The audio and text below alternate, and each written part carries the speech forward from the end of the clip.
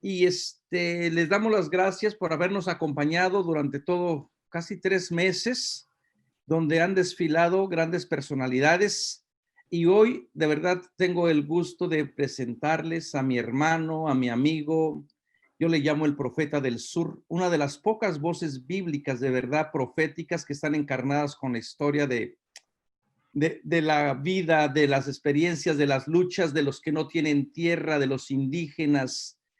En México tenemos muchos biblistas, pero yo no sé, todos parece que están más preocupados por pensar en Roma que en pensar en la problemática que vive la situación de México. Raúl es una de esas excepciones raras y claro, también en su historia ha vivido marginación, segregación, pero su palabra es luminosa.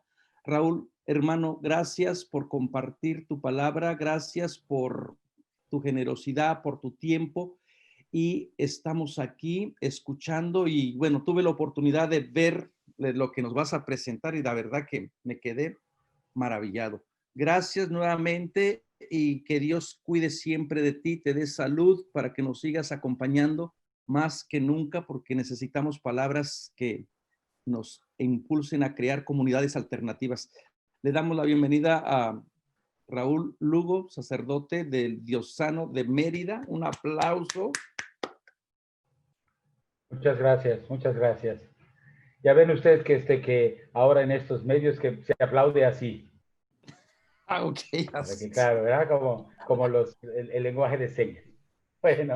Bueno, muchas gracias. Gracias a Manuel, gracias a Gerardo, a todos los claretianos que tienen este sólido y cada vez más impactante trabajo bíblico en América Latina. Me siento verdaderamente honrado de poder compartir con ustedes esta noche. He tenido la oportunidad de estar en como unas 4 o 5 de las exposiciones anteriores y creo que ha sido como dice Manuel, un banquete del que hemos podido alimentarnos. Estamos ya, esta es la penúltima sesión, como se les mandó en el programa, el tema es muerte y duelo en la Biblia. Voy a dividir un poco el asunto de esta manera. Yo voy a tener el momento de la exposición con una presentación que Gerardo va a hacerme el favor de estar manejando. Y después tendremos tiempo para irnos a grupos por unos 15, 20 minutos, con una pregunta que tengo preparada y retornaremos después aquí. De cualquier manera, como se ha hecho en otras ocasiones, a través del chat pueden poner comentarios o preguntas durante la exposición, las que quieran, y después ya veremos la posibilidad de contestar lo que sepamos o callarnos delante de lo que no sepamos. Entonces, voy a comenzar. El tema, como está ya, es muerte y duelo en la Biblia. Es uno de los temas de esta serie de conversaciones que hemos tenido. Entonces, la siguiente. Bien, vamos a asumir este asunto. Cada vez que yo diga siguiente es para que Gerardo pueda hacer exactamente. ¿No? Los números son escalofriantes. Según la Organización Mundial de la Salud, el 2 de octubre hubo 34 millones de casos confirmados en el mundo y más de 1 millón de defunciones. Solamente ese día 2 de octubre hubo 6.347 nuevas defunciones en 24 horas en uno de tantos países mundiales. Entonces, esta cifra de muertos nos llena de pesar y nos plantea dudas y cuestionamientos. La cantidad de infectados, de contagiados por esta enfermedad puede ser incluso el doble. Ahí les coloco el dato: a 26 de octubre, más de 45 millones de casos confirmados. Entonces, este es nuestro punto de partida. Vamos a hablar de la muerte en medio de un ambiente de muerte. Es decir, la pandemia ha traído su carga de pérdidas humanas que nos hace enfrentarnos con esta realidad. La siguiente. Ahí tenemos la lista en la siguiente de los principales países con más muertes per cápita por COVID-19 y lamentamos ver allá pues tantos países latinoamericanos: Perú, Bolivia, Brasil, Chile, después Ecuador y México están entre esta lista de muertes que digamos, es un récord en el que quisiéramos por primera vez, es un premio que no quisiéramos sacar, no quisiéramos aparecer en esta lista, y no obstante esto, pues vemos cuánta presencia de países latinoamericanos hay. El enfrentamiento con esta realidad de la muerte nos recuerda una verdad consustancial a nuestra condición de seres vivos. Efectivamente, morirnos. Y aunque la pandemia nos lo trae a la conciencia de manera casi brutal, la verdad es que ya sea de enfermedad o de vejez, de accidente o de lo que llamamos muerte natural, la muerte es el horizonte permanente de nuestra existencia en este planeta. Y es por eso que ha sido motivo de reflexión, de expresiones artísticas, de ritos en todas las culturas. Nosotros queremos en esta sesión acercarnos a la manera como los textos bíblicos de diferentes épocas han asumido este reto de pensar la muerte. Bien, la siguiente. Pero aunque vamos a hablar de la muerte, tenemos que reconocer que el punto de partida para el ser humano es siempre su sed de vivir. Y es que enfrentamos siempre un doble sentimiento. Todos nosotros sentimos en lo más íntimo de nuestro ser un profundo deseo de vivir. Quisiéramos formar una familia, hacer felices a otras personas, crear algo, mejorar la sociedad. Quisiéramos vivir en comunión con los demás, en armonía con el mundo, pero por otro lado, estamos constantemente asaltados por nuestra propia limitación, un cuerpo que se enferma, el sufrimiento, las injusticias en este modelo de convivencia humana que hemos construido, no acabamos de comunicarnos realmente entre nosotros, sentimos muchas veces que el mundo es hostil y al final chocamos con este obstáculo definitivo que es la muerte que continúa siendo el símbolo de nuestro fracaso radical ante la vida. Pero hay algo dentro de nosotros que no termina de resignarse a este fracaso. No es fácil vivir con la certeza de que algún día todo se va a acabar definitivamente. Por eso, desde siempre, los seres humanos de todas las culturas hemos intentado buscar salidas y remedios a la angustia de la muerte. Hay un pequeño relato maya que expresa muy bien esto, de que al final de todo, el ser humano termina enfrentándose con la muerte, que se nos impone como algo obligatorio. Lo voy a relatar muy rápidamente. Es la historia del gordo Colís. Colís en maya quiere decir que está pelón, está rapado, no tiene pelo. Dice que había un señor, un señor que llegó a su casa y descubrió que en la casa de al lado se estaba celebrando un funeral y él le tenía pavor, terror a la muerte, quería escapar siempre de ella. Entonces dio vuelta a toda la manzana para llegar a su casa sin tener que pasar por el lugar en el que estaba el muerto. Pero dando la vuelta se encuentra entonces con un señor muy elegantemente vestido de flus, era el compadre muerte, que le llama y le dice, ¿por qué te estás escondiendo por acá? Mira que yo estoy aquí recogiendo a este señor, soy el compadre muerte y te vengo a avisar porque la próxima semana a esta misma hora voy a venir por ti a tu casa, ya sé dónde vives. Se le desaparece y el otro queda terriblemente angustiado, toda esa semana queda preocupadísimo por qué va a hacer. No quiere morirse, recuerda las palabras del compadre muerte, hasta que dice, él ya conoce mi casa, voy a escaparme de él. Y un día antes, él se rapa, se pone frente al espejo, se rapa, se pinta unos bigotes falsos, se pone almohadones debajo de la ropa y el mero día, una hora antes de que llegue la hora que le había avisado el compadre de muerte, él sale y se va al centro de la población. Es la fiesta del pueblo, está llena la plaza, dice aquí, me voy a confundir con la gente y ya ese no me va a poder encontrar ni reconocer. Efectivamente, el compadre de muerte llega ese día a la casa, golpea la puerta, ve que nadie le abre, entra, logra entrar, no lo encuentra y dice, no debía haberle avisado a este muchacho, no debía haberle dicho porque ya se me escapó, pero no puedo regresar yo a quien me mandó, si no me llevo a alguien. Entonces voy a pasear por el pueblo a ver a quién me encuentro. Mientras tanto, aquel otro había estado bebiendo en medio de la fiesta, puso música, se puso a bailar sobre la mesa, y cuando el compadre muerte pasa por allá, dice, a ese gordo colís y bigotón me voy a llevar hoy, dice, ya que no pude llevarme al otro flaco que tenía pelo. Y resulta que era la misma persona, solo que disfrazada. Es decir, la muerte se nos presenta como el final de nuestra vida y es inevitable. Entonces, a esto vamos a tratar de acercarnos, cómo esta, digamos, esta realidad de la muerte está presentada en las Escrituras. La primera exposición de esta serie de charlas, que estuvo a cargo precisamente del padre Manuel Villalobos, a cuya iniciativa debemos ese ciclo de conversaciones, trató precisamente de los capítulos 1 y 2 del libro del Génesis, de los relatos de la creación. La siguiente, Gerardo.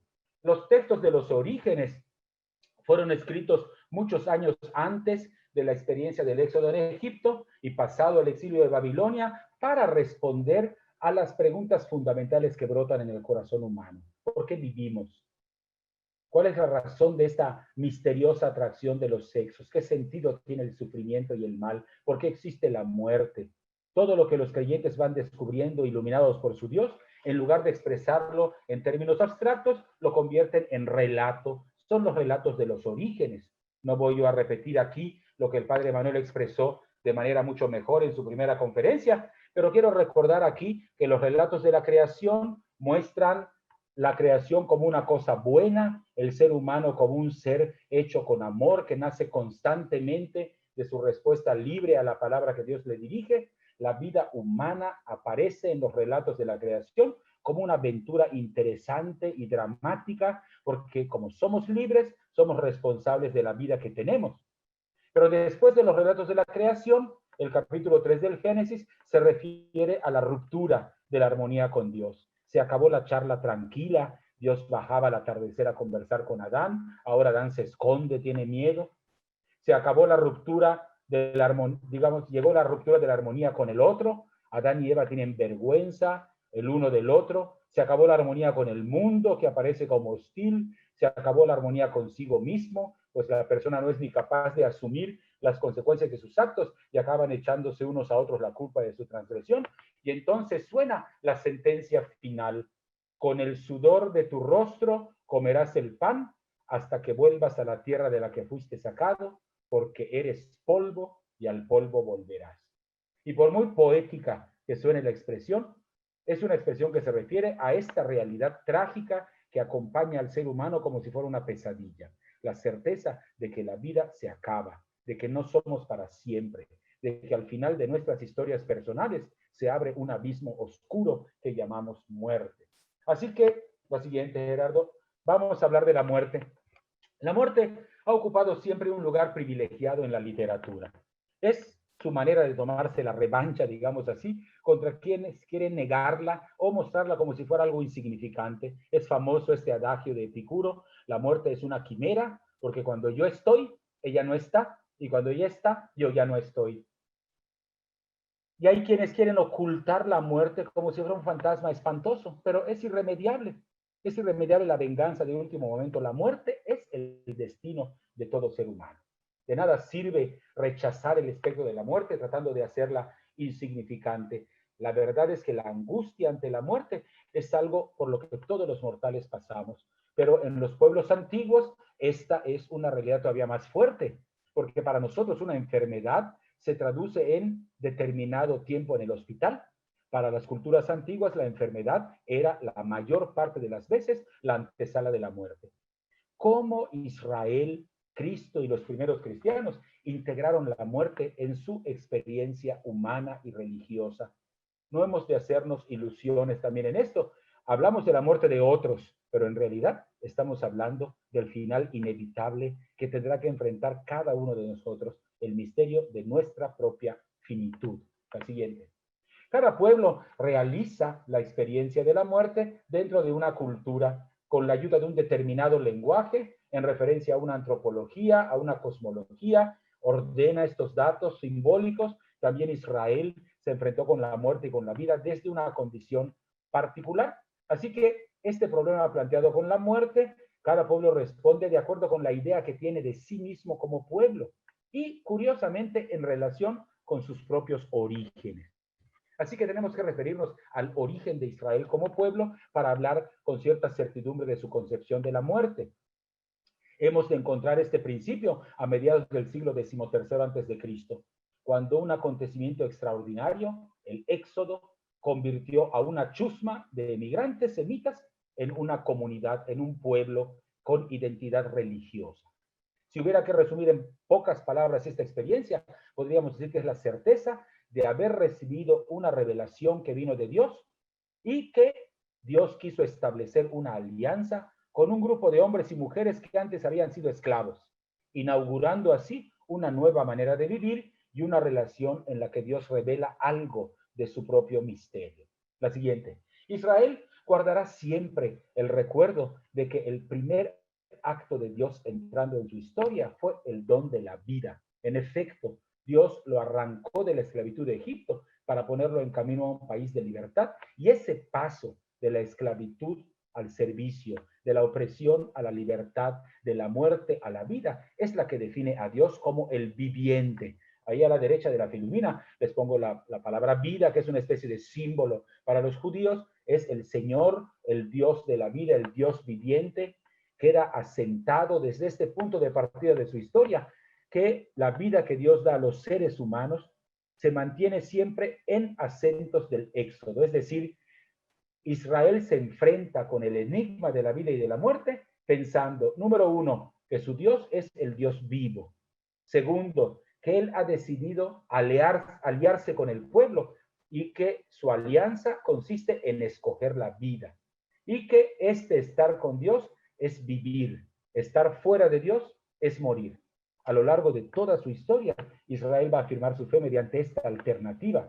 Y cuando las apariencias parecen desmentirla, expresa ante ella sus dudas. Hay una correspondencia entre alianza y vida y rechazo de la alianza y muerte.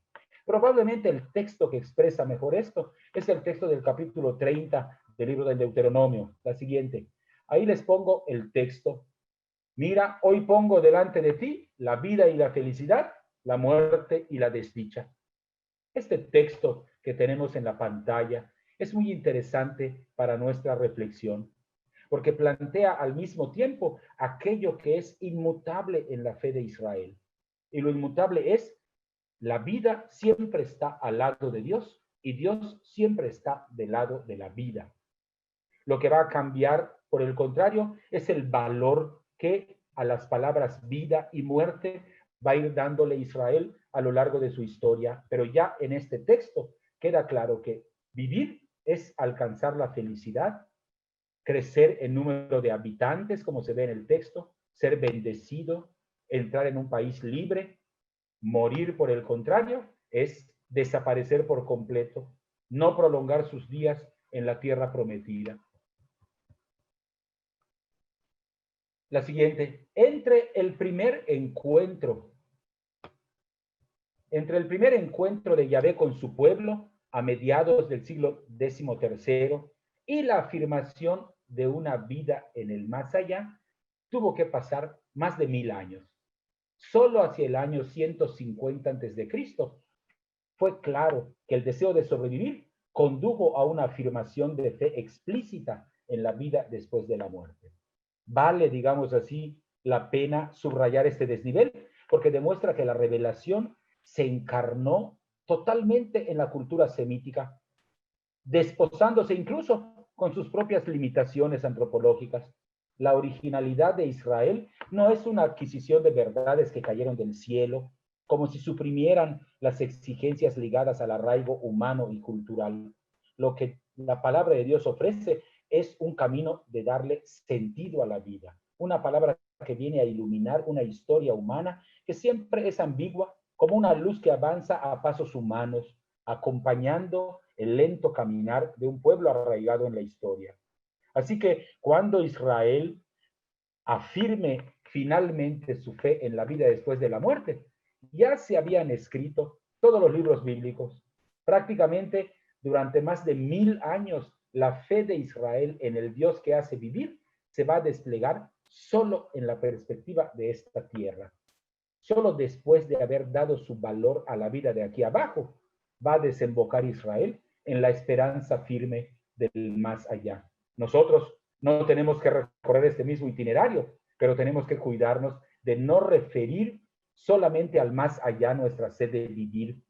La experiencia de Israel nos demuestra magníficamente lo que ya un teólogo alemán muy famoso del siglo pasado decía, Dietrich Bonhoeffer, decía, solo amando la vida y la tierra lo suficiente para que parezca que todo se acaba cuando ello se pierde, es como se tiene derecho a creer en la resurrección de los muertos y en un mundo nuevo.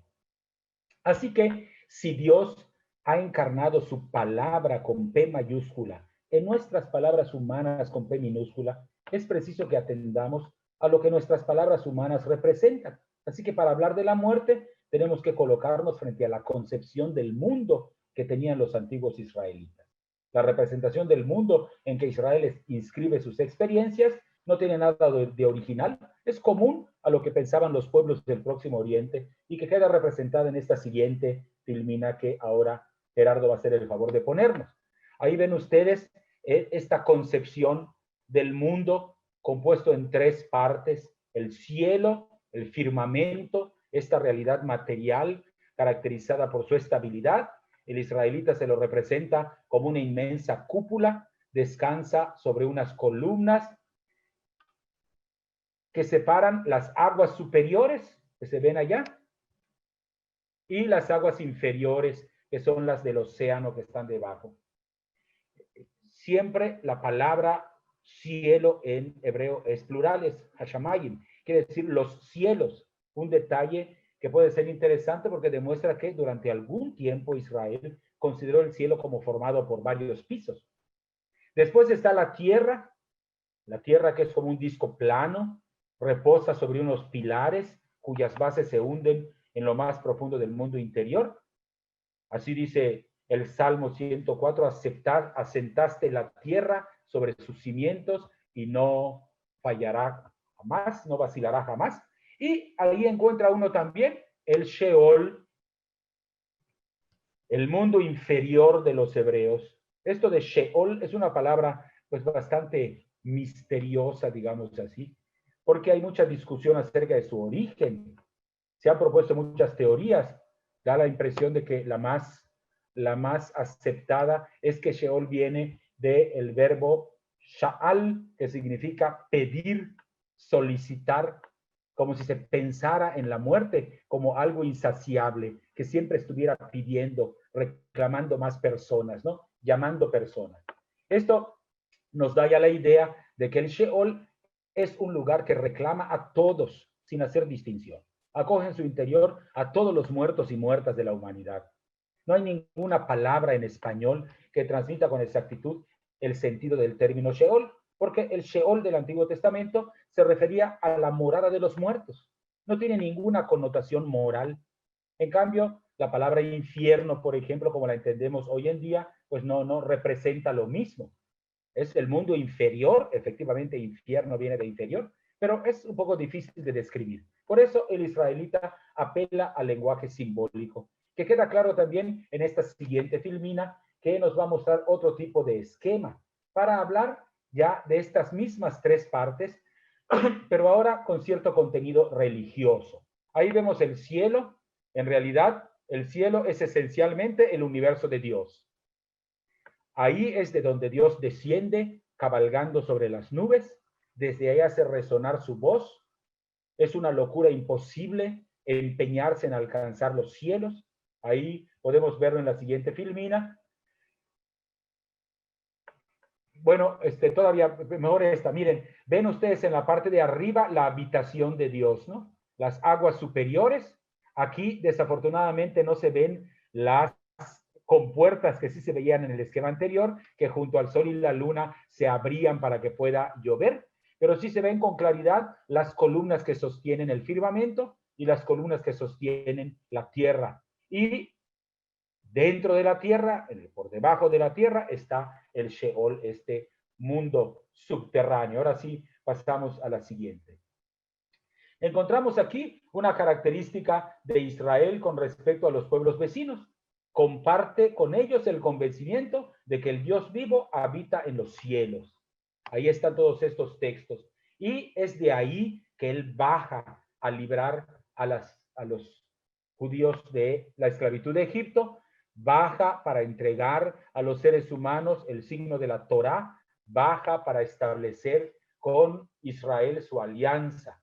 La tierra, en cambio, espacio del ser humano, tiene que ver mucho con la concepción que se tiene del hombre bíblico, del hombre y la mujer bíblicos. Es importante esto porque nosotros solemos hablar ahora de muerte con separación de alma y de cuerpo, y esto no corresponde exactamente a lo que en Israel se pensaba. El hombre no posee la vida y la plenitud en autonomía, sino que su vida es propiedad de Dios, de quien depende toda existencia. Por tanto, el ser humano recibe la vida de manera gratuita, pero limitada y transitoria.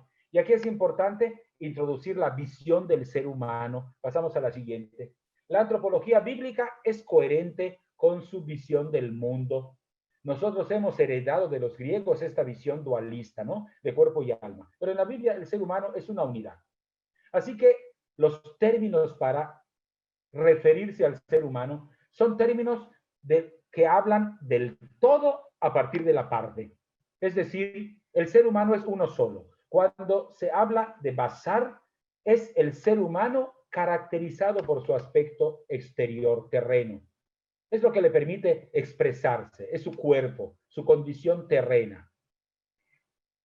Nefesh, en cambio, que suele traducirse por alma, subraya el carácter animado del ser vivo. Es una contraposición entre vivo y muerto, es el nefesh el que da la vida. Y la ruach, el espíritu, designa el soplo por encima de cada criatura, digamos, subraya lo que anima todo el universo y todos los vivientes como la corriente vital que tiene que ver con personas, con animales, con plantas.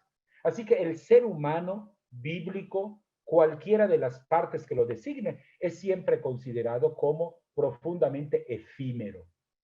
Solo Dios posee la vida plena y definitiva. Y como la persona es una y no está dividida, la muerte en la concepción hebrea antigua no alcanza solo la carne, sino también al alma, en el sentido que acabamos de exponer. Es decir, ¿qué queda del ser humano después de la muerte? Dicen los textos bíblicos, polvo y nada más. La disolución de la carne, la desaparición del espíritu, del aliento, no son más que signos exteriores de un drama que tiene al alma humana por sujeto. Por tanto, hay que estar atentos a estas trampas que nos presenta el lenguaje.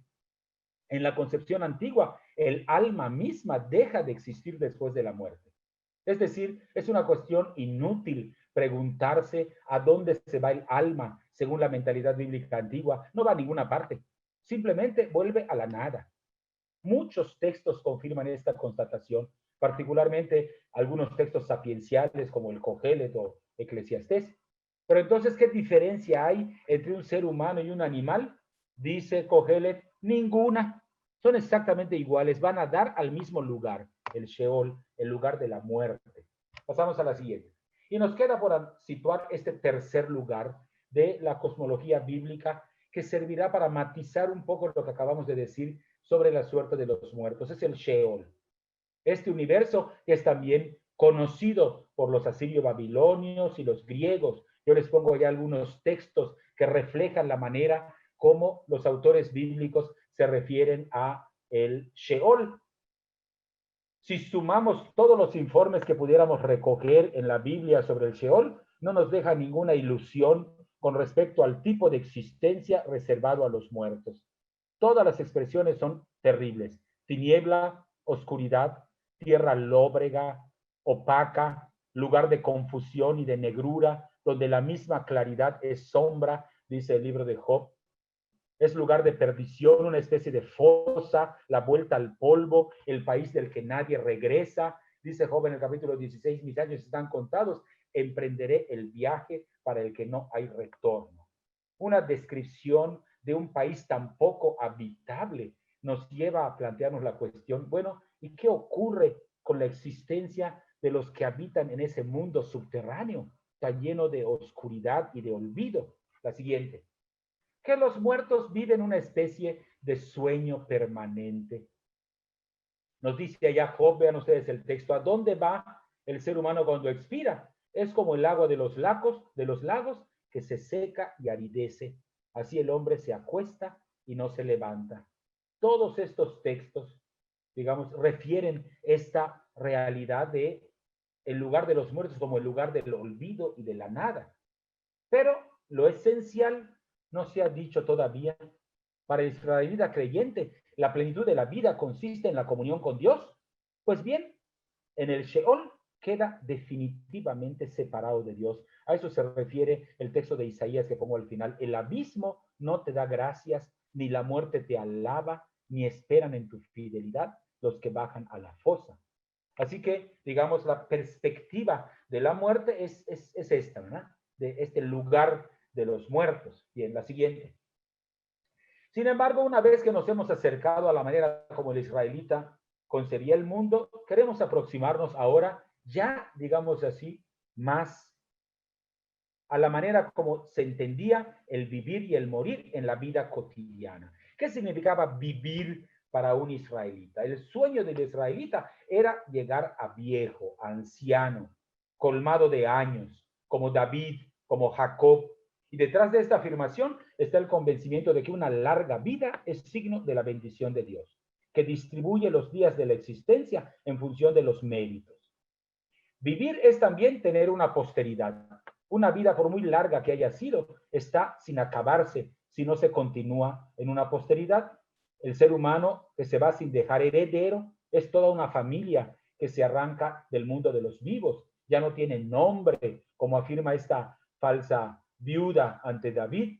Absalón, que no tenía ningún hijo, se construye un monumento para que su nombre se conserve. Es decir, esta supervivencia a través de una descendencia es un valor fundamental en la conciencia de Israel. Por eso, como recordarán ustedes, bueno, no puedo detenerme mucho en eso, la mujer que corría el peligro de verse privada de hijos y a la que amenazaba tal infamia, se le ofrecían algunos recursos. Por ejemplo, la legislación que le permitió a Sara, que era estéril, adoptar los hijos de su esclava, o su propia habilidad para eludir la infamia, como el capítulo 38 del libro del Génesis, donde Tamar se ve obligada a acostarse con su suegro para dar descendencia al hijo muerto, o cuando es un don de Dios, todas esas ocasiones en que la escritura aparece que la esterilidad es curada por alguna intervención milagrosa de Dios. A Raquel, celosa de la fecundidad de su hermana Lía, Jacob le responde cuando le reclama que por qué no le da hijos, dice, ¿pero qué? ¿Soy acaso yo Dios para negar los hijos del vientre? Como diciendo, eso no está en mis manos, ¿verdad? Y finalmente, vivir es habitar en la tierra prometida. Esta tierra en la que habita es una tierra muy concreta, la tierra en la que emana leche y miel. Y esta tierra mantiene el recuerdo de que hemos pasado de la esclavitud a la libertad, de la muerte de Egipto a la vida ahora en Israel. La siguiente. En la medida en que estas exigencias elementales de una vida satisfactoria están cumplidas, Israel integra la muerte en su vida como un paso inevitable, despojado del carácter trágico que a veces nosotros le damos en nuestra época. Entre el ser humano, Adán, y la muerte hay un parentesco en su propio nombre. Adán es sacado de Adamá, sacado del polvo, por eso vuelve a él. Así que mientras la persona haya alcanzado a vivir largos días, tenga una descendencia que lo prolongue, haya habitado en la tierra de promisión, la muerte es solamente el final del camino, la señal de la imperfección y la limitación humana. Pero Job mismo dice tranquilamente, los días del ser humano están definidos y tú sabes el número de sus meses porque eres tú el que le ha puesto un límite infranqueable. Sin embargo, esta visión de la muerte como final normal de la vida se ve a veces alterada, justamente porque el plazo que Dios concede a veces se abrevia inexplicablemente. Entonces, las interpretaciones demasiado simples terminan por hundirse. Es decir, no todos tienen la suerte de tener una vida ideal, totalmente realizada y morir así felices en una cama, rodeado de tus nietos y bisnietos que te consienten y te quieren mucho, despedirte como durmiéndote nada más. No, no todos tienen esta suerte. Y es entonces cuando el enigma de la muerte aparece en todo su dramatismo. Así que vamos a acercarnos a estos casos en que la muerte no es tan simple. La siguiente. A todos los que leemos la Biblia nos impresiona la importancia y el lugar que ocupan los homicidios. En los umbrales de la Biblia se plantea un principio que pesa después en toda la historia de Israel y condena de antemano todos sus crímenes. es la condenación del asesinato de Abel en manos de Caín, como está contada en el capítulo 4 del libro del Génesis. El primer relato de la Biblia que se desarrolla en la tierra, es decir, fuera del jardín del Edén. El primer relato entre los seres humanos es un asesinato. En este capítulo es como si el ser humano inventara la muerte. No cabe duda de que Dios le había dicho a Adán y Eva, morirán, pero esto no era más que una amenaza virtual. No cabe duda porque hasta ese capítulo nadie había muerto todavía. Mientras el ser humano permaneció en el espacio y en el tiempo de Dios, había una amenaza de muerte por su propia finitud que pesaba sobre la humanidad, pero nadie había muerto. Es cuando los seres humanos tienen la historia en sus manos y pueden forjarla ellos mismos. Ellos son los que crean fundamentalmente la muerte. Lo que se condena en el texto bíblico es la muerte infligida por otro ser humano. Quitar la vida a alguien es usurpar un dominio sobre la vida que le pertenece solamente a Dios. Esta prohibición, lo mismo que el primer homicidio, es la medida que juzga y condena todos los asesinatos en la historia de Israel y de la humanidad. Así decía el padre Luis Alonso Shekel, decía, no es casual que el primer homicidio sea un fratricidio. Es decir, cada vez que alguien toma la vida de otro, es a un hermano al que se la quita.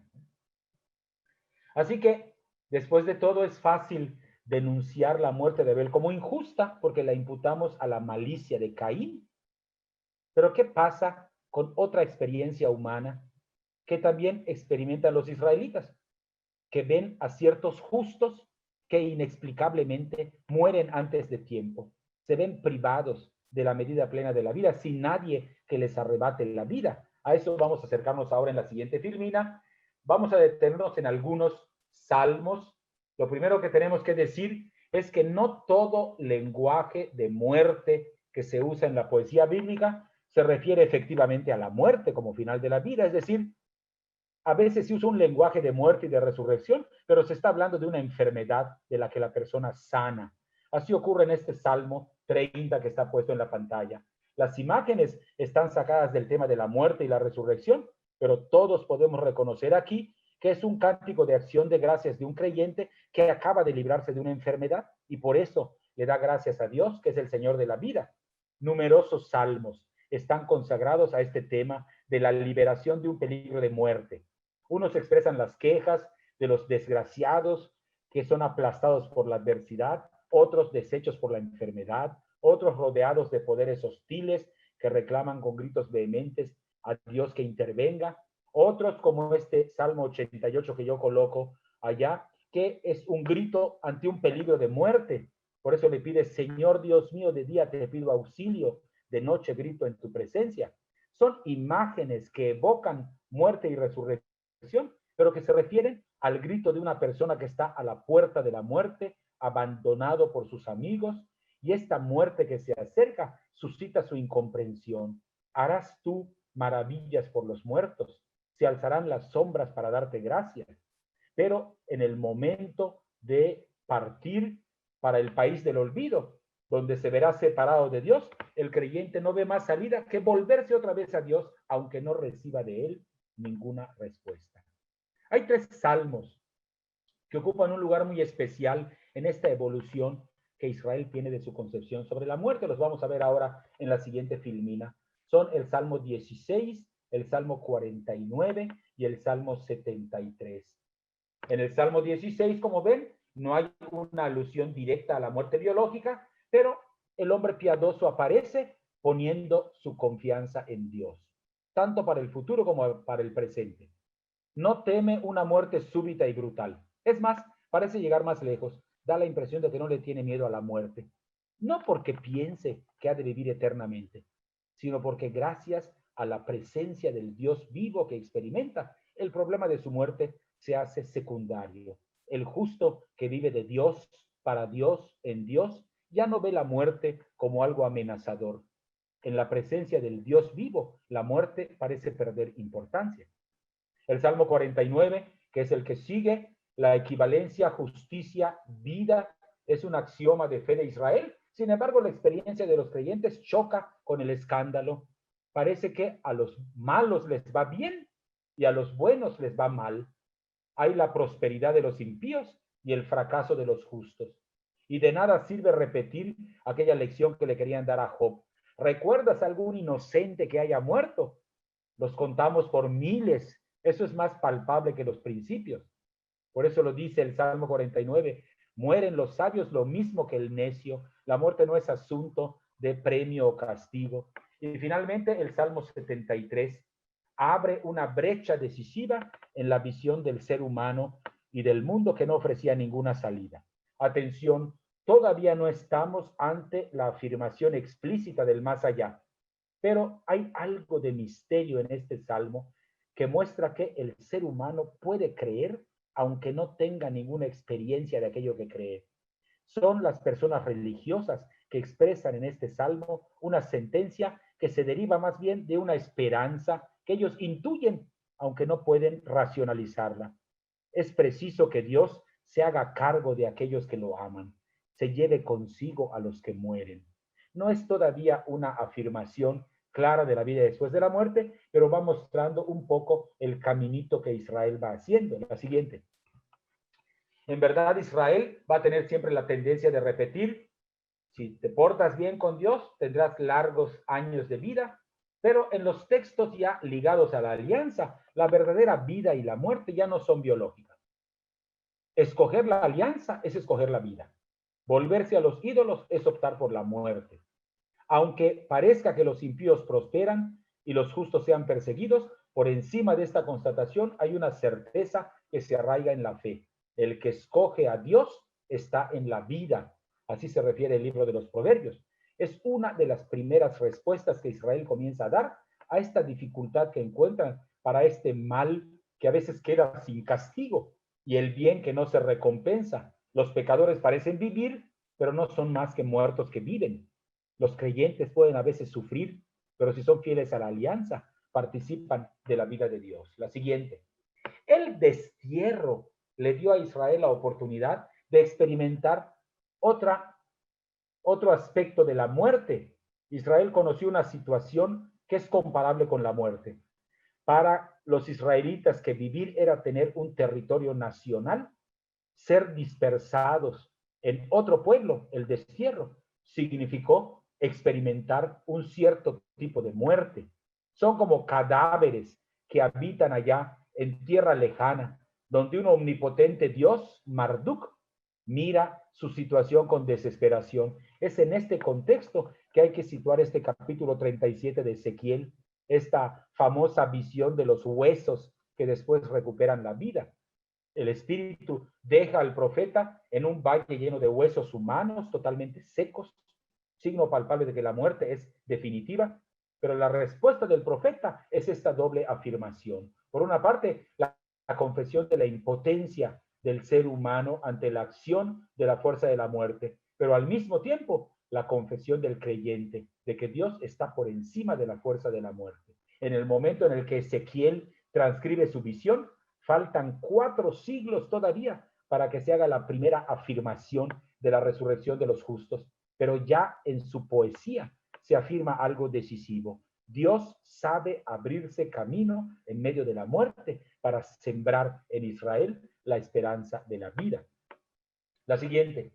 Desembocamos así en un nuevo paso hacia la verdad completa, es el aporte del libro de Daniel, el primero y el mayor de todos los libros apocalípticos. Como sabemos, es un libro escrito en un marco histórico bien determinado, la opresión de, digamos, la familia griega de los Seleucidas con Antíoco Epífanes al frente, que intentó crear un reino unificado, pero suprimiendo las particularidades religiosas y culturales de sus vasallos, lo que se convirtió en un germen de protesta. Como sabemos, intentó reducir la identidad judía, prohibió prácticas religiosas y levantó lo que los textos llaman la abominación de la desolación, es decir, impuso un altar dedicado a Zeus al lado del altar de los holocaustos del templo de Jerusalén. Entonces, como sabemos, en un impulso de fe, hombres piadosos se levantaron en guerra e hicieron un movimiento de resistencia. Bueno, en este contexto está el libro de Daniel, escrito sin duda por uno de estos participantes de la resistencia contra Antíoco Epífanes. Y ahí está el texto que nos interesa, Daniel 12, 1, 4. Este texto es considerada la revelación primera en la experiencia del pueblo de Israel. Hasta puede fecharse con precisión, porque sabemos que el autor conoce la profanación del templo, que se dio en el año 167, pero no sabe todavía que Antíoco Epífanes se va a morir en el 164. Por tanto, es un texto que vio la luz entre el 167 y el 164 a.C. Y es la primera y más solemne proclamación de la vida después de la muerte, de la resurrección después de la muerte. ¿De dónde ha brotado esta luz? Ya pasaron 1600 años desde que los patriarcas escucharon la voz de Dios. Más de 1000 años de que Moisés se encontró con el Dios de la sorpresa en el Sinaí. Y solo faltan 150 años para que Jesús nazca. ¿De dónde brotó esta luz? Justamente del acercamiento a dos límites que parecen insoportables, dos extremos. Por un lado, la encarnación del mal más terrible, excesivo, diabólico en la persona de Antíoco Epífanes, que desafía al Dios de Israel. Pero en el otro extremo, la piedad vivida tan a fondo que asume el riesgo supremo de la muerte en el martirio. Este choque del mal terrible y una resistencia heroica es lo que hizo nacer la fe en la resurrección. Por fin, la cuestión de la retribución ha obtenido una respuesta. El Dios justo va a librar a los mártires del Sheol y les va a dar una recompensa que no acaba nunca. Esta supervivencia exige la resurrección y la resurrección también de los cuerpos, porque en la antropología bíblica es impensable una existencia fuera del cuerpo, ¿verdad? Bueno, la siguiente. Y hay un último empujón, que es el de los mártires macabeos.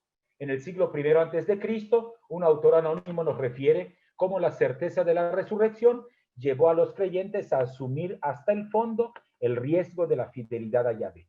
Este segundo libro de los Macabeos narra el martirio de los 7 hermanos, ¿verdad? Es un capítulo que conocemos mucho.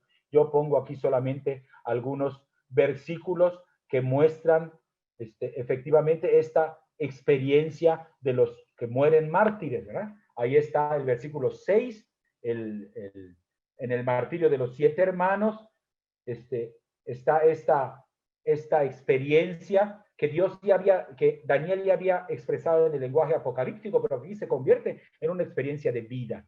Están siendo torturados y están hablando del Señor que se compadece de nosotros. El segundo hijo, al ser martirizado, tú nos arrancas la vida, pero el Rey del universo nos resucitará a una vida eterna. La siguiente. Y finalmente, el libro de la sabiduría, escrito apenas 50 años antes de que Jesús naciera en Alejandría, aborda la cuestión de la muerte, pero ya impregnado de la cultura griega. La antropología griega permitía este consenso de la inmortalidad del alma, como le llamaban los griegos. Para los que observan superficialmente las cosas, dice el autor del libro de la sabiduría, los paganos parecen tener razón, la gente insensata pensaba que los justos se morían y su tránsito era una desgracia, pero en realidad las almas de los justos están en paz, son inmortales, son incorruptibles. Así que estos 3 últimos pasos abren la perspectiva de Israel a la vida del más allá. Particularmente Daniel, los Macabeos y esta aportación del libro de la sabiduría. Parecería que todo ha llegado a su final, todo está arreglado, ya está listo el pueblo para tener la experiencia del más allá. Para esto fue necesario un lento caminar con atascos antropológicos, con tomas de conciencia en diferentes momentos, pero desemboca, digamos así, en esta verdad final. Y esto nos conduce ya a el final del Antiguo Testamento. Voy a sacar rápidamente 3 conclusiones rápidas. Allá la siguiente filmina muestra, todo este recorrido nos muestra 3 actitudes diferentes que aparecen en el Antiguo Testamento con respecto a la muerte. Rebelión, abandono en las manos de Dios y elegir la muerte. Vamos a verlas rápidamente. La siguiente, La rebelión es la primera reacción de Israel. Ahí está puesta en estos textos que les pongo.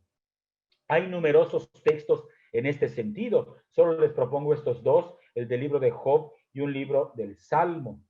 Es esta experiencia de enojarse ante la finitud propia de la persona humana y estos gritos que brotan del sufrimiento. Dios mío, ¿por qué me has abandonado? No es una blasfemia, es el clamor de todos los desgraciados y desgraciadas del mundo que sufren y que se preguntan la razón, que sufren sin razón. Es un clamor que sube hasta Dios. Hay una segunda actitud ante la muerte, la siguiente, que es el abandono en la confianza. Ante la muerte sucede como cuando dos amantes se pelean. Hay momentos en que la incomprensión se instala entre dos personas que se quieren mucho. No entiendo nada. ¿Qué pasa? No comprendo por qué actúa así la otra parte. La separación podría ser una solución, pero si se aman de verdad, se apoyan en lo que ya conoce uno del otro, aunque no se explique esta reacción que motivó el pleito.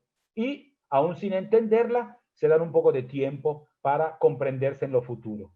Se sabe que un día, cuando se haya vuelto a recobrar la transparencia perdida, esta incomprensión presente va a encontrar su puesto en una historia de amor que tiene altos y bajos. Bueno, hay también esta experiencia en Israel, está representada por estos textos que les propongo, un grupo de personas a quienes se les conoce como los pobres de Dios, son creyentes que han experimentado en su vida el amor de Dios. El autor del Salmo 31, por ejemplo, este hombre perseguido que sufre y clama a Dios, pero su oración se resume en esta frase admirable: en tus manos encomiendo mi espíritu, que Jesús va a repetir desde la cruz. A pesar de todas las apariencias, estos textos están seguros del amor de Dios y por eso, aunque no entiendan, se ponen en sus manos. Y una tercera reacción, la siguiente, Filmina, es elegir la muerte. El fracaso, el sufrimiento, la muerte son limitaciones a nuestra existencia. Nada podemos contra ellas, salvo darles un sentido. Es decir, en ese sentido digo yo, elegirlo. No que busquemos morir, pero el pueblo judío exiliado en Babilonia, aplastado y humillado, que le pide cuentas a Dios, encuentra en la voz del profeta del segundo Isaías, en los capítulos del 40 al 55, un sentido a su propia situación. Entienden que una manera que Dios usa para manifestarse ante las naciones es que Él es capaz de dar la vida. Y en ese contexto introduce esos hermosos poemas de la pasión del siervo de Yahvé.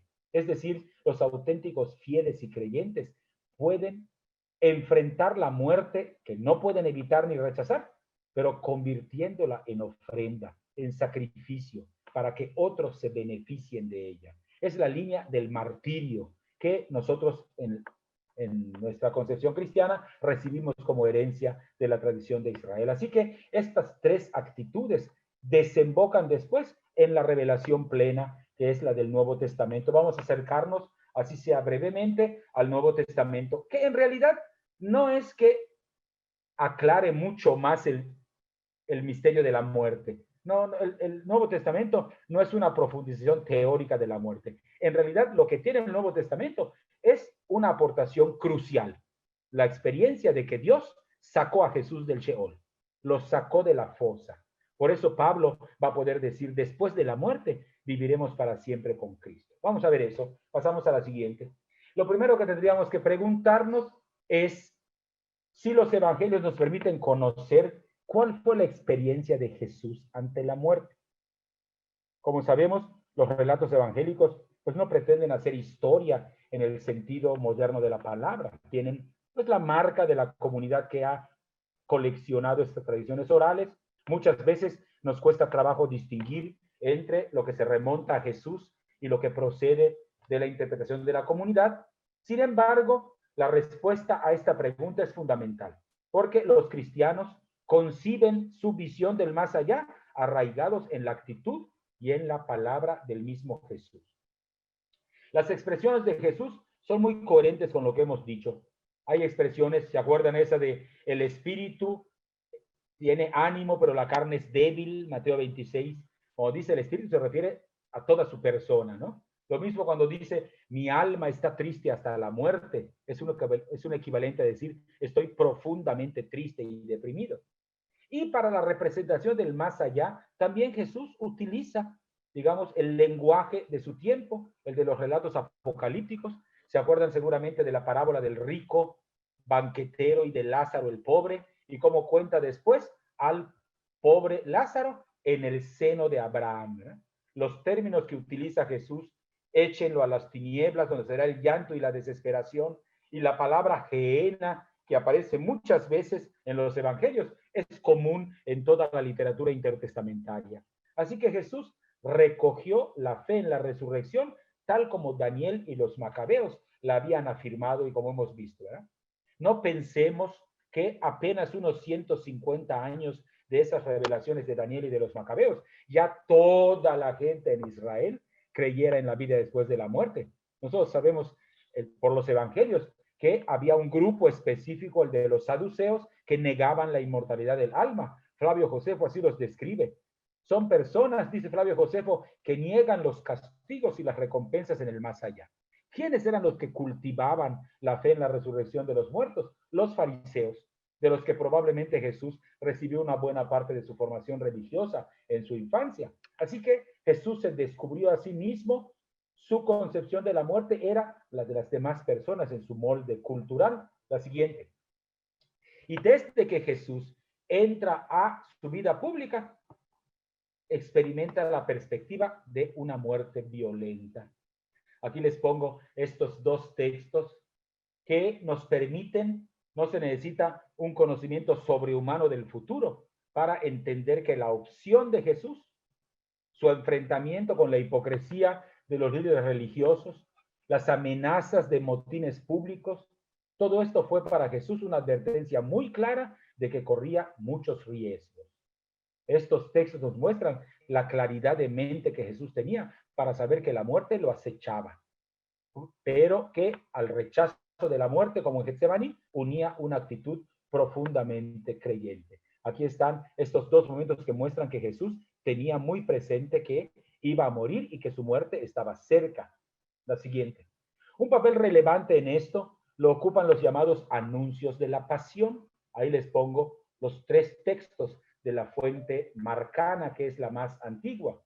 Tres textos en los que Jesús anticipa su muerte. Bueno, tengo que decir una cosa aquí, aunque sea una pequeña digresión. Regularmente los especialistas del Nuevo Testamento, cuando llegan estos textos, hablan del momento que Jesús anuncia su muerte como la parte histórica y el anuncio de la resurrección como una reflexión posterior de la comunidad que habría puesto en labios de Jesús. Pero yo en esto, digamos, no siempre estoy de acuerdo con los especialistas más especialistas, en el sentido de que ahora tenemos muchos conocimientos sobre algunas interpretaciones judías de tiempo de Jesús que nos muestran que esa expresión de al tercer día no tenía que ver solamente con el hecho de que él resucitó al tercer día, sino al contrario. Eso de que resucitó al tercer día se refería a un dato previo. Hay un comentario del Génesis contemporáneo a Jesús, el Midrash Rabbah, que identificaba el tercer día como el día de la vivificación de los muertos. Es un comentario a Oseas, capítulo 6, versículos del 1 al 2. Así que es muy posible que esta expresión tercer día evocara ya la resurrección general. Así que no es anacrónica en labios de Jesús que hubiera podido haber esta expresión. Por el contrario, sería la expresión más clara de que Jesús le daba un cierto sentido a su propia muerte, afirmando que en su muerte se cumplía un acontecimiento esperado para el final de los tiempos. También están los relatos de la pasión y el grito de Jesús desde la cruz, que lo muestra inserto en esta línea de los creyentes, para quienes a la hora de morir, el último interlocutor es Dios, con quien se enfrenta al misterio de la muerte, exponiéndose en las manos de Dios. Y un último momento que también implica que Jesús tenía conciencia de su muerte es el relato de la institución de la Eucaristía, cuando habla de esto es mi cuerpo, esta es mi sangre, y refiriéndose a la alianza original del Sinaí, alude a su muerte expiatoria, cumpliendo la función del siervo doliente. Jesús que hace el don de su vida como cumplimiento del primer éxodo, el paso ahora definitivo, ya no de la esclavitud a la libertad, sino de la muerte a la vida. Habernos acercado un poco a estos textos del Nuevo Testamento nos demuestra que Jesús asume su destino de hombre mortal, inscribiéndose en este camino abierto por Daniel y por los mártires macabeos. Fiel a su misión profética, Jesús acepta con coraje, con lucidez, la violencia que se ha desencadenado en su contra. Pero hacer de su muerte una entrega da un nuevo sentido a esta esperanza que Israel había venido madurando. Así que esta culminación llega efectivamente en la resurrección de Jesús. Es la culminación de todo el proceso. Los primeros cristianos acogieron la resurrección como un acontecimiento original, como una especie de nueva creación. Por eso el cuarto evangelio pone a Jesús y su tumba en medio de un jardín, como si fuera otro Edén. Y ahí está el nuevo Adán, y está la nueva Eva, que es María Magdalena, que se acerca y que conversa con Jesús, su esposo. Así que la irrupción del Espíritu Santo en Pentecostés, también en el libro de los Hechos, son también para la comunidad la confirmación de que ha llegado ya el final de los tiempos y el relato de la visita de las mujeres al sepulcro. Conservan las huellas de este trastorno, ¿verdad? Sí, ahora sí, la siguiente. Ahí está el relato de las mujeres yendo a la tumba, ¿no? Como se ve en el texto que pueden leer en la pantalla, se insiste en un poco, con cierta pesadez, en el objeto de la búsqueda de las mujeres. Compran aromas porque quieren ir a embalsamar a Jesús. Es decir, van en busca de un cadáver. Intentan perpetuar la presencia del muerto. Vienen a consagrar la muerte de Jesús. Pero su extrañeza y su susto nacen de que la lógica que esperaban se subvierte. La fatalidad humana queda desterrada porque la piedra está corrida. Es la primera brecha que rompe la lógica de la muerte. Pero hay más. No solo está abierta la tumba, también está vacía. Buscaban un cadáver que conservar y encuentran una sorpresa, un mensajero que les revela una noticia inaudita. Ha resucitado. La revelación es tan desconcertante que este texto de Marcos, que es probablemente el más antiguo, muestra a las mujeres sumidas en una especie de terror y de silencio. Si ellas venían a poner un término definitivo a la historia de Jesús, se encuentran con que Dios ha derribado su proyecto humano y ha transformado lo que parecía ser final en comienzo. Así que será Pablo el que después de llegar a Corinto se enfrenta con una dificultad que brota también como estas mujeres de la angustia de la comunidad de los de Tesalónica. ¿Qué pasa con los que se mueren? Vamos a la siguiente. Unos 20 años después de la resurrección de Jesús, cerca del año 52, Pablo elabora una primera respuesta. Pablo tiene la idea en su primera carta, la primera carta de los tesalonicenses, de que Jesucristo va a venir ya prontito. Entonces, responde a una pregunta que la comunidad hace. ¿Qué pasa con los que se mueren antes de que Jesús llegue? Pablo piensa que él va a estar vivo cuando Jesús va a llegar. Entonces dice, efectivamente es un problema, porque cuando Jesús llegue, pues todos nos vamos con él a la vida eterna. Pero los que ya creen en él y se mueren antes, ¿qué pasa? Es entonces que Pablo dice, bueno, la situación normal es que los que quedemos vivos cuando venga el Señor, nos vayamos con él. Pero hay algunos casos excepcionales, los que se mueren. Pero el lenguaje de Pablo es, se duermen en Jesús, están muertos en Jesús, que es una fórmula un tanto extraña, pero que afirma una convicción. Los que estuvieron durante su vida unidos a Jesús, no entendemos bien cómo, pero van a estar también unidos con él después de su muerte.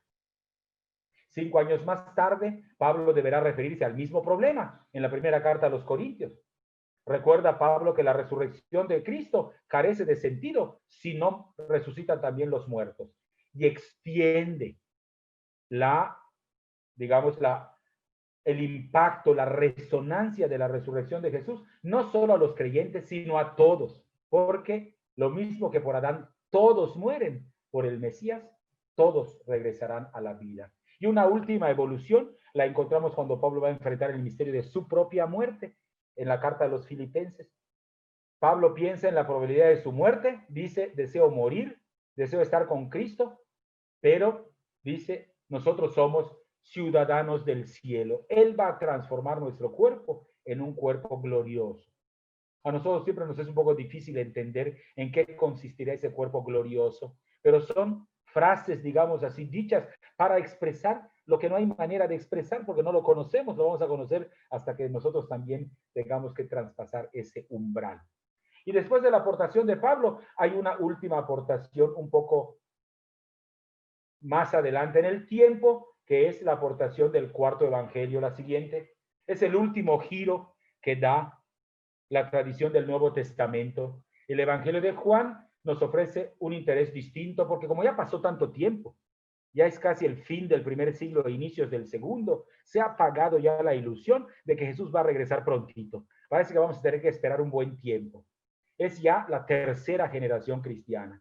Y entonces el mensaje de la resurrección tiene que encarnarse en esta nueva situación porque los grandes testigos de Jesús se han ido muriendo uno tras otro. Así que la cuestión que se palpa en el ambiente es muy actual. ¿Qué vamos a hacer con la ausencia física del maestro?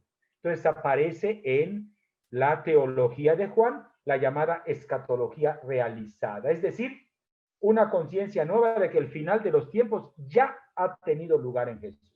Ahí les pongo el pasaje más claro con respecto a esto, Juan 5:19. Así que de las cartas de Pablo al Evangelio de Juan pasan casi como 50 años. Así que a los primeros titubeos de Pablo llega la madurez y la serenidad de Juan. Para Juan, el Dios vivo ya irrumpió en la persona de su Hijo. El paso de la muerte a la vida no hay que esperarlo, se realiza ya ahora, porque Dios amó tanto al mundo que envió a su Hijo para que tengan vida y no perezca nadie de los que creen en él. Hasta aquí, digamos, este recorrido por la Escritura. Pero como el tema se llama no solamente la muerte en la Biblia, sino la muerte y el duelo, quiero hacer una última alusión, aunque sea muy rápida, a las maneras como los israelitas expresaban su sentimiento ante la muerte. Quiero hacerlo de manera especial en este día en que celebramos la celebración de los difuntos y acabo de ver en el chat que hay personas preguntando con la concepción que Amerindia o los pueblos originarios de América Latina tienen sobre la muerte. Vamos a tener tiempo de asomarnos un poco a eso en el trabajo de grupos. Pero quisiera decir algunos de los gestos con los que los israelitas acompañaban en signo de duelo la muerte. Voy a recorrerlos rápidamente para que después les dé yo las instrucciones para el trabajo de grupo. Pasamos a la siguiente, por favor, Gerardo. Bien, nosotros tenemos algunas costumbres funerarias que aparecen en la Biblia. Después van a poder compartirles esta presentación con los textos, de manera que no se apuren mucho si no alcanzan a escribir todos los textos en sus apuntes, lo tendrán después. Bueno, la muerte aparece, como habíamos dicho ya, como no hay decisiones del cuerpo y alma, el viviente es un alma viviente, el muerto es un alma que muere. La muerte no es, digamos, una especie de aniquilamiento total. Se piensa que mientras subsiste el cuerpo, pues algo quedará en el país del olvido, ¿verdad? En el Sheol. Entonces, eso implica que los antiguos judíos cuidaban mucho de los cadáveres. Le daban mucha importancia a la sepultura, porque creían que el alma seguía más o menos sintiendo lo que hacía el cuerpo. Por eso, quedar uno abandonado sin sepultura, presa de las aves y de las bestias, era una maldición total. Ahí están los textos, ¿no? El cadáver, la tumba que encierra el cadáver, son considerados como impuros, vuelven impuros a todas las personas que los tocan. La siguiente. También hay algunos gestos de lo que hacían con los cadáveres. Claro, son, digamos, ejemplos que están tomados de diferentes lugares de la Escritura. Por ejemplo, cerrar los ojos del cadáver, dice el capítulo 46 del libro del Génesis. Hay este caso especial en el tiempo de José, en que se despide del cadáver de su padre besándolo. Parece que se enterraba a los muertos con ropa, no desnudos. Y hay un texto de Samuel que implica que algunos guerreros eran enterrados con sus armas, la espada bajo su cabeza, el escudo bajo su cuerpo. Así lo dice Ezequiel en el capítulo 32 también. no se embalsamaba a los muertos, se les perfumaba, pero no se hacía ningún proceso, digamos, equivalente a una cirugía de conservación como se hace ahora, ¿no? Sí hay dos ejemplos, el de Jacob y de José, pero esto ocurre porque están en Egipto y asumen la costumbre propia de los egipcios. Los cadáveres no se ponían en una caja. El segundo libro de los Reyes cuenta este milagro de una persona que es arrojada sobre el cuerpo de un santo y recupera la vida precisamente porque choca directamente con sus huesos, porque no había ninguna caja que lo protegiera. Y se le trasladaba hacia el lugar en una especie de camilla. Ahí aparece este texto de San Lucas de el hijo de la viuda de Naín, que así aparece. No practicaban la incineración. Los únicos textos en donde aparecen quemándose personas son como castigo a personas que hayan transgredido la ley, como desprecio por los enemigos, pero no era costumbre de Israel la incineración. De eso lo heredamos nosotros los cristianos. La siguiente, por favor. Y finalmente tenemos el lugar del bueno, estoy diciendo ya lo último sobre esto, el lugar de reposo. Estas tumbas colectivas tenían varios cadáveres a la vez, como una especie de banqueta se les colocaba. Al lado del difunto se podían dejar a veces vasos, lámparas. Por ejemplo, es muy interesante el descubrimiento allá en Cafarnaúm de un cuarto de la casa que muy probablemente fue la del apóstol Pedro que le ofreció hospedaje a Jesús y que muestra un muro que separó la casa a finales del primer siglo porque había mucha peregrinación y se encontró en un cuartito un montón de lamparitas del siglo I, lo que hace pensar a los arqueólogos que es probablemente los primeros signos de una peregrinación a la visita de los lugares santos, como decimos ahora, que iban al cuartito y dejaban allá su lamparita, a ver, eso se hacía también. Y los pobres eran sencillamente enterrados, a veces no tenían dinero para ninguna cueva y se hacía nada más un hueco y se les echaba. Había tumbas comunes, fosas comunes para arrojar a los que no tenían tumba o que eran condenados o eran apátridas. Los ricos, en cambio, pues podían hacerse una sepultura digna de su rango con tiempo. Ya ven ustedes que José de Arimatea había hecho su tumba con anterioridad y pues la presta para colocar allá el cuerpo de Jesús, ¿verdad? Excepto los reyes de Judá, no existen pruebas de que se enterrase a los muertos dentro de las ciudades. Siempre se les enterraba en las pendientes vecinas, en lugares pues, más favorables dependiendo de la naturaleza del suelo, pero fuera de la ciudad, ¿no? Y la tumba era una propiedad de la familia. Cuando uno quedaba excluido de la tumba, de su lugar en su familia, eso era muy deshonroso, como dice el primer libro de los Reyes. Y finalmente, algunos ritos que acompañaban a la muerte. Ahí están algunos de los gestos. Adelante, la siguiente. Se rasgaban las vestiduras, se vestían de un material duro que, digamos, que recordara por el roce de la piel el duelo que se tenía. Se quitaban a veces el calzado, se descubrían la cabeza, se ponían las manos en la cabeza como señal de dolor y de vergüenza, se ponían ceniza o tierra sobre la cabeza, a veces se arrastraban todo el cuerpo por el polvo, como dice Miqueas, también se afeitaban parte de los cabellos de la cabeza, de la barba, y evitaban lavarse y perfumarse. Estas tradiciones antiguas que aparecen en el segundo libro de Samuel son conservadas todavía en los ritos funerarios de los judíos actuales, en donde tienen que pasar 8 días sentados en el mismo lugar, no deben salir de la casa, no deben bañarse, no deben rasurarse, etcétera, ¿verdad? Ahí está. Muy bien. Bueno, hasta aquí el recorrido. Yo quisiera decir una última palabra antes de mandarlos a los grupos. La conversación de los grupos, como ven ustedes, no se refiere a lo que dice la Biblia, sino a lo que dice Dios en el primer libro que escribió. San Agustín decía, y el padre, el más famoso biblista brasileño, siempre menciona esta teoría de los 2 libros. Dios no escribió un solo libro, escribió 2. El primer libro que Dios escribió es la vida, es la historia, es la creación. Y cuando los seres humanos por su pecado ya no pudieron ver la presencia de Dios en el mundo, entonces permitió que se escribiera el segundo libro, ¿no? El padre Carlos Mesters lo menciona siempre así. La razón del segundo libro es que volvamos a encontrar luz en los ojos para encontrarlo en la vida. La Biblia es un instrumento para descubrir a Dios en la vida, que la vida es el primer libro que Dios escribió. Así que yo quiero que nos asomemos en el trabajo del grupo a ese primer libro y aprovechando que los grupos van a estar compuestos de gente de diferentes partes, porque veo que hay de Costa Rica, de México, de Chile, de otros lugares, ¿no? Entonces, pues va a ser, creo que muy rico. La idea es esta.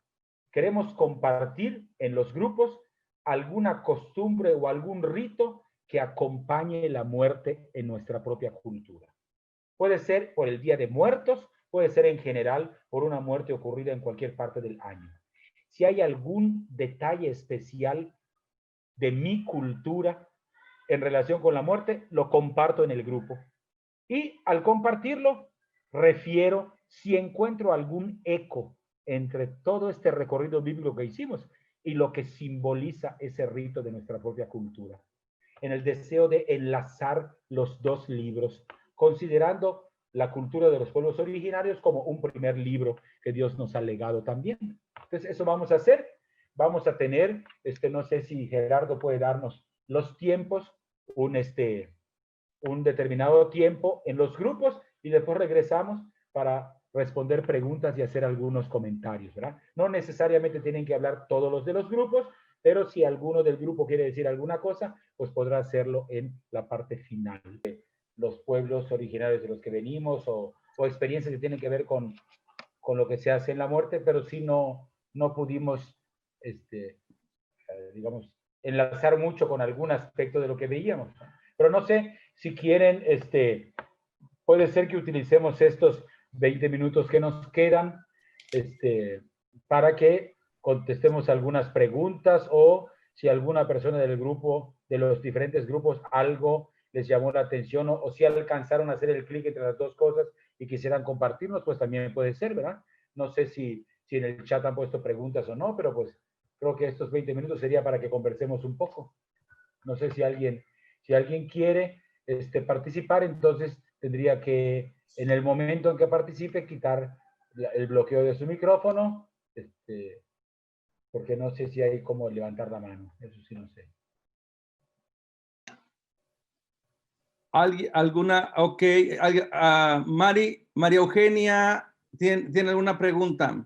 Gusto en verle. En realidad no es pregunta, fue la segunda parte de lo que dijo el padre Raúl. Ok. Yo alcancé, bueno, en nuestro grupo éramos cada quien diferente, de Perú, de Costa Rica, de Bolivia, y de Perú, Costa Rica, Bolivia, ya no me acuerdo, bueno, y yo, de México.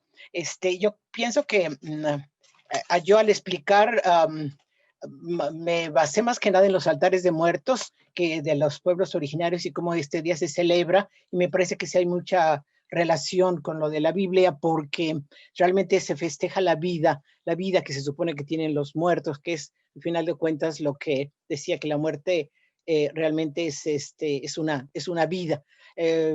Lo digo tan conciso prácticamente como lo dije, la vida se simboliza en las flores, en el altar, en la alegría, en la comida y todo lo que se pone en los altares de muertos. Eso fue más o menos lo que dije y es muy poquito, o sea, me extrañó que las personas de los demás países de Latinoamérica no conocían los altares de muertos de México, pero eso fue lo que dije. No había más preguntas. Muy bien. ¿Alguien más quiere comentar o preguntar algo? Yo pues, como estuvimos conversando ahí en el grupo con los compañeros, sobre todo mexicanos, que vemos que tenemos muchas costumbres parecidas, que se convive, casi que es una fiesta, que hay mucha comida, ya sea un funeral en un pueblo o en la ciudad donde pues se paga por una funeraria, siempre hay mucha comida, la gente comparte, se llora, se ríe, pasan un film de la vida de la persona y bueno, se comparte porque si la persona fallece un día, pues hasta el día siguiente se entierra en la tarde, pero se acompaña todo el tiempo que se puede a los familiares. Pero ahora lo que está sucediendo y como dijo mi amiga, es que ahora es a lo salvaje. No hay derecho lo que están haciendo. Entonces existe mucho el pesar entre toda la ciudadanía de la forma por el COVID o por lo que forma en que muera la persona que, como dicen, sale del hospital y la meten en la caja y solo los familiares muy cercanos, porque no pueden haber más de 10, y los van a enterrar. Entonces la gente se queda con ese pesar de no haber acompañado a los familiares, de no haber acompañado a los amigos en ese momento tan triste, ¿verdad? Existe en general en Guatemala esa tristeza de, como decimos, de la manera tan salvaje en que se está enterrando a las personas que fallecen porque no se puede compartir con los familiares.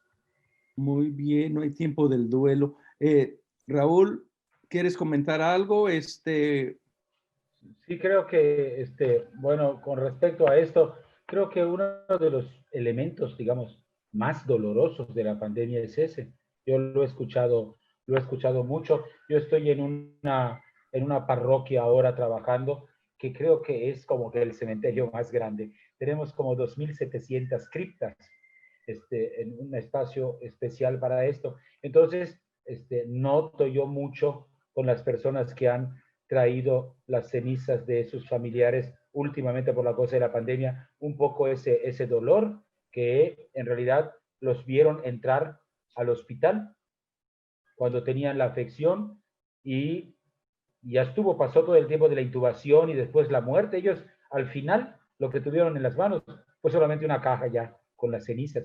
Y esto a mí me muestra cómo todas estas tradiciones, tanto en el pueblo de Israel como en las culturas originarias, muestran que esto de la muerte es como un proceso. Esto que ahora los psicólogos dicen de vivir el duelo, en realidad era una cosa que estaba ya, es profundamente humano, estaba ya presente en las culturas desde antes, en el sentido de que era todo este proceso, estos ritos que rodeaban la muerte, el acompañamiento, o como en el caso de Israel, la visita para perfumar el cadáver, etcétera, son, digamos, elementos también que nos permiten antropológicamente elaborar un poco el proceso de separación, y esto sí ha sido terrible con la pandemia, que nos ha arrebatado incluso eso, ¿no? Y allá en mi grupo también se comentaba que a veces hay una cierta esquizofrenia en la iglesia, en la cultura, que, digamos, hay esta ponderación muy grande de los muertos, pero hay al mismo tiempo, se comentaba en el grupo, pues esta especie de cultura de descarte que también está presente en la iglesia, en el sentido de que el rechazo, la marginación de determinados tipos de personas, a veces hay algunas expresiones digamos, dichas a veces lamentablemente desde el púlpito, en contra de grupos o personas que no son consideradas dignas, etcétera, que da la impresión casi que sí, que estuviéramos deseando la muerte de algunas personas, como si no merecieran vivir, ¿no? Entonces, sí hay una especie de esquizofrenia y creo que sí hay. Y finalmente quisiera decir algo con respecto a lo que dijo Maru. Sí me parece que sobre todo en las culturas originarias, independientemente, digamos, de lo que ha acontecido después de la evangelización, al menos entre los mayas peninsulares, nosotros tenemos yacimientos de tumbas antiguas de los mayas, en donde había ya signos de alimentos que les dejaban para su camino. Es decir, esta idea de que no todo terminaba con la muerte, sino que había esta prolongación, creo que sí está presente y así un clic con este larguísimo camino que Israel también tuvo que pasar, ¿no? Raúl, si me permites, quisiera pasar unas imágenes para las personas que no conocen los altares de muertos. Hay muchas imágenes en internet, pero bueno, nomás para que tengan una idea. Ahí puede meterse son imágenes, es un sincretismo entre algo cristiano y algo de nuestros pueblos originarios. Hay muchas imágenes, ¿no? La Virgen de Guadalupe, la comida que ellos querían, el papel cortado, bueno, figuras de calaveras, el cempasúchil, frutas también, miren, muchos modelos. ¿Cempasúchil es la flor? Exacto, sí. Es la flor. Significa yo ahí en mi fondo puse lo que es el altar mío, Exacto, que es por muy ahí alguien puso un altar. Ajá. es muy del centro porque tiene 3 niveles que representan el Sí. cielo, ¿cómo se llama? El infierno y el Exacto. purgatorio, ¿no? Y también puede ser el cielo, la tierra y el mar. Entonces tienes que tener elementos de viento, elementos de tierra, elementos de agua, tus seres queridos, la comida, todo esto, El y arco las también. imágenes. El Por arco supuesto. comunica los Cempasúchil. cempasúchil. Cempasúchil. Significa 20 pétalos, 20 rosas, ¿no? En náhuatl. Muy bien, hay muchas cosas ahí que pueden encontrar ustedes. ¿Alguna pregunta del tema que nos regaló Raúl? No quiero ponerlo así como en una situación difícil, pero toda nuestra espiritualidad que tenemos por las ánimas del purgatorio, por el limbo, ¿cómo tendrán alguna base bíblica?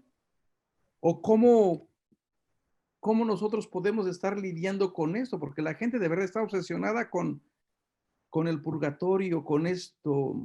¿Qué les pareció esta idea holística que presenta el mundo bíblico del Sheol? Raúl. Perdón. No sé si alguien iba a hablar. Sí, No, que Linda. aquí, Linda, yo les comentaba que nosotros aquí la costumbre de poner las velitas y candelas para los muertos para ayudarlos en el paso hacia el purgatorio. Lo mismo el rezo, el rosario y estar rezando para su cumpleaños, para el tiempo cuando ellos murieron y demás, que eso les ayuda en el paso al purgatorio, al más allá. Eso ha sido una costumbre por años y que la gente lo sigue repitiendo siempre. Yo compartía en el grupo, yo soy Sonia Huití de Honduras, del pueblo garífunas afrodescendientes, y compartía en el grupo, cuando muere alguien en nuestra cultura, el proceso de acompañamiento empieza desde que la persona está en los últimos días, cuando está muy grave, pues. Entonces, cuando muere la persona, se vela toda la noche, se hace diferentes tipos de comida, dependiendo de la edad que tenga el difunto. Si es una persona que murió de una edad adulta, acostumbramos a tocar el tambor y la gente baila. Y muchos creen de que eso, como que uno se alegra de que la persona se haya muerto, y no es eso. Dentro de nuestra cultura tiene un significado especial. Estamos despidiendo a la persona porque pasa a una mejor vida. Después que se entierra a la persona, se enciende una candela en el día y se pone un vaso de agua, y en la noche se pone una lámpara. Durante los días que se determina, si es por 6 días, 7, 8 días, eso depende de la edad que tenía el difunto. Ya cuando se cumple ese tiempo, la ropa, parte de la ropa que usaba esa persona y parte de los medicamentos que utilizaba se va a enterrar, y parte de ellos se quema y otra parte se regala. Y después del proceso de entierro, entonces alguien se queda con los familiares, del difunto durante un mes haciendo el proceso de acompañamiento, y la gente durante ese tiempo llega a visitar todos los días, en el día, en la noche, pero la persona que está llevando el proceso de duelo, para que no se sienta sola, que se sienta acompañada, se sienta apoyada por la gente de la comunidad. Eso es parte de lo que nosotros hacemos. Es mucho, ¿verdad? Porque no terminaría, pero ese es un proceso que nosotros hacemos para no sentir tan doloroso ese proceso de duelo. Gracias, Sonia. Sí. Muy interesante. Bueno, yo quisiera no dejar el desafío de Manuel colgado ya en el aire, ¿verdad? Bueno, en realidad, es un poco difícil tratar de buscar, digamos, fundamentaciones bíblicas de construcciones que no tienen necesariamente que ver directamente con la Biblia, que así me parece que es el asunto de cielo, infierno y purgatorio. Pero, digamos, independientemente de eso, pienso que en todo caso, lo único que he escuchado yo como justificación bíblica para el purgatorio es este texto de los Macabeos, justamente, en el que después de la guerra se decide ir a ofrecer al templo un sacrificio por los que murieron. Claro, en el contexto, más bien, o sea, no sabe uno bien a qué se refiere esta ofrenda. No es que tengan necesariamente que pedir por esos muertos, pero sí hay un gesto ahí de quien recoge los cadáveres, de no dejar que esta memoria termine tan trágicamente, y hay un sentido de sacralización de eso, ¿no? Yo he escuchado algunas veces justificar el purgatorio con eso, como diciendo, si se hace oración por los difuntos, ha de ser porque a los difuntos les hace falta esa oración. Pero yo digo, me da mucho miedo que en la descripción del más allá nos metamos en detalles, tan detalles, en el sentido de que todavía el capítulo 15 de la primera carta a los Corintios muestra a un Pablo tratando de explicar cosas que él mismo no entiende, ni nosotros entendemos. Es decir, yo siempre me gusta más referirme a la muerte como el sorpresivo abrazo de Dios que nos espera después de esta vida. Porque este detallado tanto de qué es lo que ocurre después, me parece producto más bien de un cierto orgullo humano que quiere tener la llave de todos los misterios. De todas maneras, debo confesar que a mí particularmente, la idea del purgatorio nunca me ha disgustado, porque es un camino que no tiene vuelta atrás. Es decir, quien está en el purgatorio puede ser que pasen millones de años, pero su salida solo es para la salvación, no hay retroceso. Entonces digo yo que el purgatorio en todo caso, que es una tradición que no sé qué orígenes teológicos tendrá, pero ciertamente no son bíblicos, pero que de todas maneras es una puerta, digamos, de esperanza, en el sentido de que no, lo que aterra un poco es la idea que hemos construido del infierno, que tiene cierto sentido en cuanto que la libertad humana tiene que contemplar, digo yo, al menos como posibilidad, que alguna persona sea tan terco que le diga no a Dios hasta el último momento, y que, digamos, como posibilidad teórica está allá. Yo estoy en ese sentido, defiendo la existencia del infierno con la misma fuerza de que defiendo que está vacío. Muy bien. Bueno, tantas cosas que ya a la hora de ponerlo en práctica o en nuestras espiritualidades, como que nos cuesta ir deconstruyendo, ir quitando estas ideas, ¿verdad? Allí en nuestra página web tenemos una conferencia de Eduardo Arens, que es sobre el purgatorio. Si están ustedes interesados en seguir esta idea, no me queda más que agradecerte, hermano Raúl, por tu sabiduría, por tus palabras, por tu pasión, por la Biblia, y tienes esta habilidad, este regalo de poner tantas cosas tan profundas de una manera simple y de una manera sencilla, de que nuestra gente las pueda asimilar. De verdad que es un don que tienes, y por eso te queremos siempre aquí con nosotros. Gracias. Y miren, a todas las personas, ya casi nada más falta la próxima, de aquí a 15 días, prácticamente es como un resumen de lo que hemos visto. Vamos a ofrecer un curso de una semana completa, de las 7, tiempo de Chicago, a las 9, sobre celebrando Navidad en tiempos de crisis. ¿Qué es lo que vamos a hacer? Estudiar la infancia narrativa, algunos personajes que aparecen. Gera, tienes por allí el tríptico, el flyer. Entonces, tenemos varias personas que hemos invitado para varios días, y bueno, este es el flyer, y los temas. Vamos a comenzar primeramente con la idea de los magos de Oriente, quiénes eran, de dónde venían, qué hacían, por qué aparecen y desaparecen, y bueno, y la estrella también famosa, ¿verdad? Entonces, el sentido es de que Dios ofrece en esta imagen una salvación universal. Después viene la doctora Bárbara Reed, que va a hablar sobre María, sobre Isabel, sobre Ana, las mujeres profetizas que dan a luz a la esperanza. en el Evangelio de Lucas. Después el padre Agustín Carrillo va a hablar sobre los pastores en la infancia narrativa. El doctor Ariel Álvarez va a hablar también sobre la idea de Jesús que nace sin lugar, sin casa, sin tierra. Mila, la hermana Mila, va a hablar sobre la esperanza, esperando en fidelidad y paciencia con Ana y Simeón. Y después el padre Gera va a hablar sobre la migración en la Biblia, la huida de Egipto y la migración en la Biblia. Así que les invitamos a que se anoten, a que compartan esta información. La gente ha respondido muy positivamente. Ya tenemos como 280 personas inscritas.